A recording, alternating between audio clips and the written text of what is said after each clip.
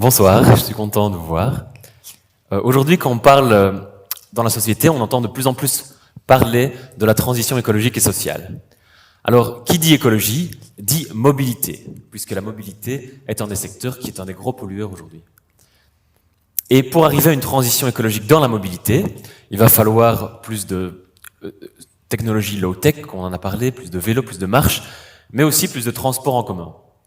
Et si on veut attirer de plus en plus de public vers les transports en commun, il faut que ceux-ci ne soient pas compliqués ou difficiles d'accès ou inabordables, mais au contraire qu'ils soient plus fréquents, plus ponctuels et plus abordables. Et je voudrais me focaliser sur ce point-là, sur le coût du transport, et en particulier le coût pour les personnes qui ont le moins de moyens. Aujourd'hui en Belgique, et particulièrement à Bruxelles, une personne sur 3 vit sous le seuil de pauvreté, c'est-à-dire vit avec moins de 1 250 € par mois.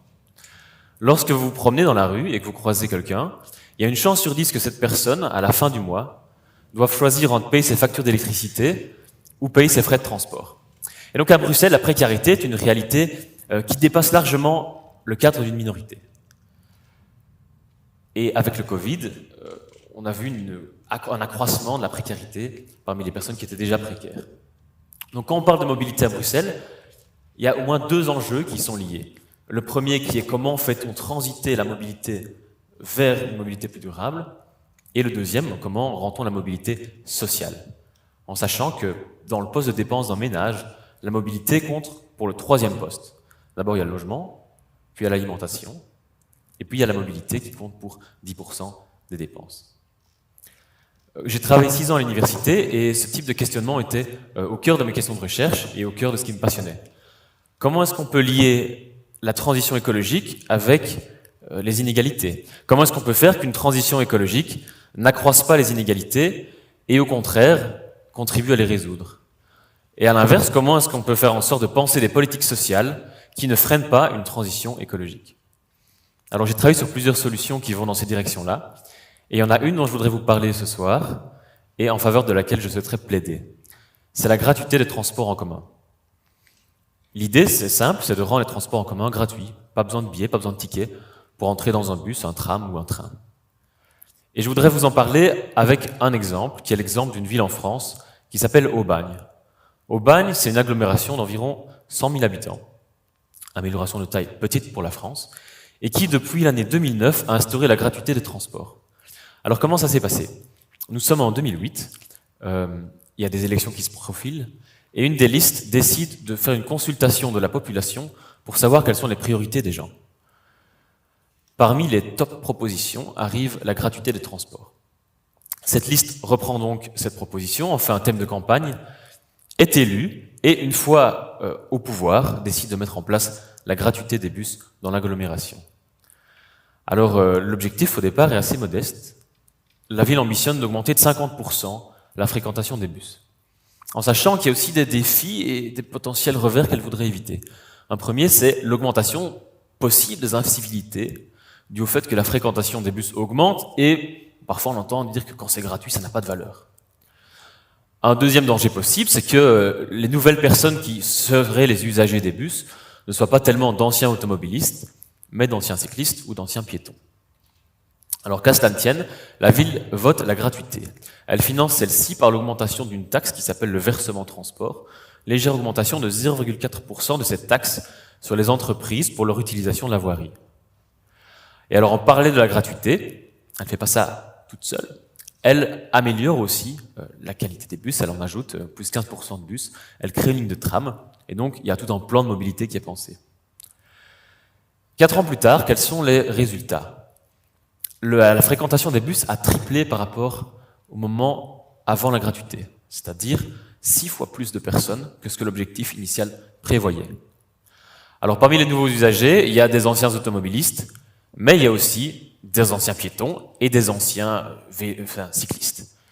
Alors ça pose pas vraiment de problème, en tout cas, il n'y a pas de problème de fond si ce sont des personnes qui avant n'avaient pas les moyens de se déplacer.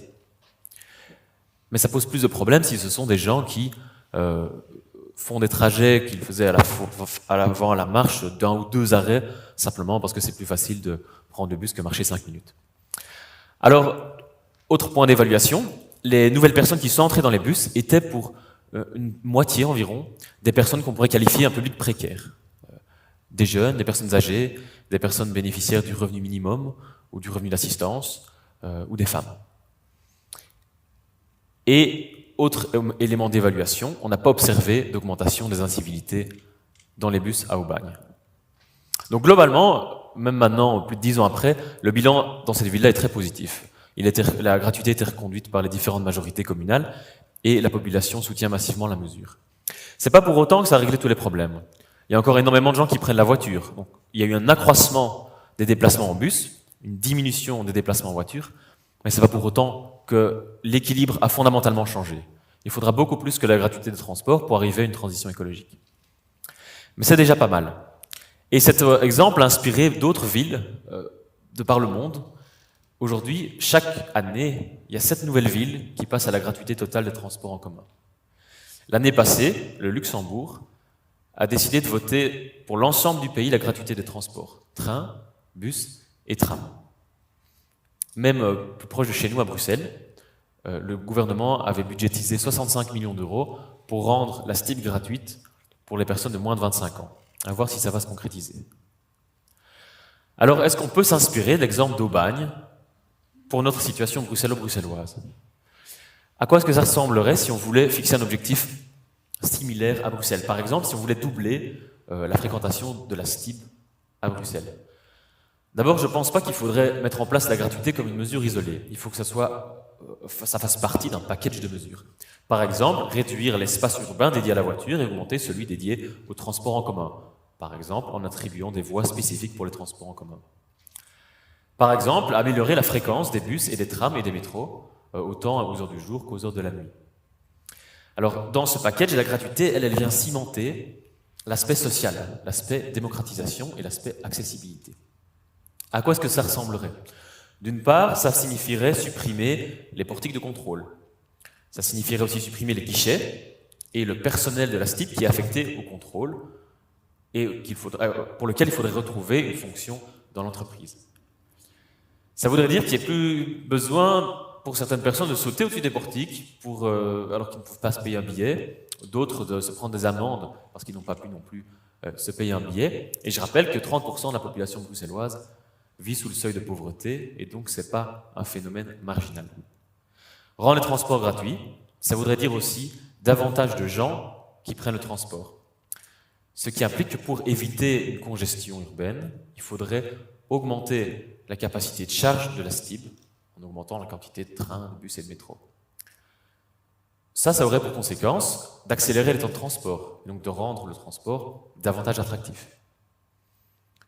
Et ça aurait pour conséquence négative, du coup, aussi d'attirer un certain nombre de piétons ou de cyclistes dans les bus, alors qu'ils auraient pu faire une partie de ces trajets, au moins à pied ou à vélo. Enfin, rendre les transports en commun gratuits à Bruxelles, ça voudrait dire pour toutes les personnes qui aujourd'hui payent un abonnement, ou pour toutes celles qui abandonneraient la voiture pour prendre les transports en commun, ça voudrait dire un gain de pouvoir d'achat. Alors, comment est-ce qu'on pourrait financer une telle mesure à Bruxelles? On peut s'inspirer de l'exemple français et de mettre en place une petite taxe sur les entreprises pour leur utilisation de la voirie. Le coût s'élèverait à 225 millions d'euros environ. C'est une somme relativement importante, particulièrement dans cette période, mais c'est aussi une somme à relativiser. Le gouvernement de la région bruxelloise octroie aujourd'hui 2 fois plus de subventions à la STIB que ce que nous coûterait la gratuité, et ce afin de baisser le prix des billets. Donc quelque part, les 2/3 du travail sont déjà réalisés par le gouvernement. Par ailleurs, si on compare le coût de la gratuité au coût d'autres mesures aujourd'hui, on voit que celui-ci est relativement modeste. L'État fédéral finance les voitures de société, avec de l'argent public, à hauteur de 10 fois le coût d'une gratuité de la STIB. Et donc il est possible de transférer une partie de cet argent pour financer la gratuité. Derrière le débat sur la gratuité donc, se cache un choix budgétaire, mais aussi simplement un débat politique. Est-ce qu'on finance la voiture ou est-ce qu'on finance les transports en commun? Alors moi, ce qui m'a convaincu dans cette idée, et c'est pourquoi je vous en parle aujourd'hui, c'est avant tout 2 raisons. La première, c'est que la gratuité des transports permettrait d'assurer à tout un chacun un socle minimal de mobilité. Dans une société où la mobilité est devenue la précondition pour toute une série d'actes qu'on pose dans notre vie sociale, culturelle et interpersonnelle. Mais la deuxième raison qui est plus politique, c'est que la gratuité des transports, c'est une des rares mesures qui contribue à une transition écologique et qui en même temps permet d'améliorer le pouvoir d'achat des gens. Et de ce fait, on sort d'une vision de l'écologie comme quelque chose de punitif, comme quelque chose lié à l'austérité, mais on lui donne une image d'un modèle aussi attractif que le modèle existant.